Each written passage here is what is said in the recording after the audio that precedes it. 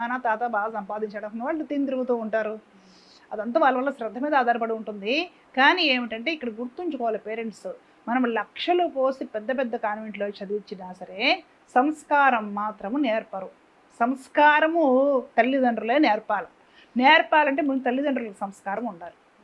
అయితే ఇక్కడ ఇంకోటి కూడా ఈ రోజుల్లో నేను గమనించిన మార్పేంటంటే, మన చిన్నతనంకి ఇప్పటికి, మన చిన్నతనంలో పిల్లల్ని మరి ఇంత గారాబము, ఇంత ముద్దు చేసి, వాళ్ళకి అన్ని సౌకర్యాలిచ్చి, వాళ్ళు అడిగినవన్నీ కొనుక్కొచ్చి కళ్ళ ముందే పెట్టి, అలా ఉండేది గాదు. ఏదో 4 జతల బట్టలుండేవి.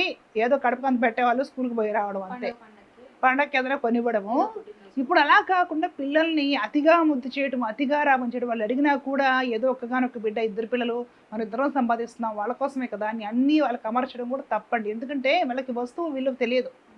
మనము చిన్నప్పటి నుంచి ఒకటి ఏదైనా పిల్లవాడు కారు కావాలన్నా కారు కొనుక్కొచ్చి మొదలుపెట్టేస్తే వాడికి విలువ తెలీదు. మా అమ్మ, నాన్న ఏమడినా కూడా కొనిస్తారులే.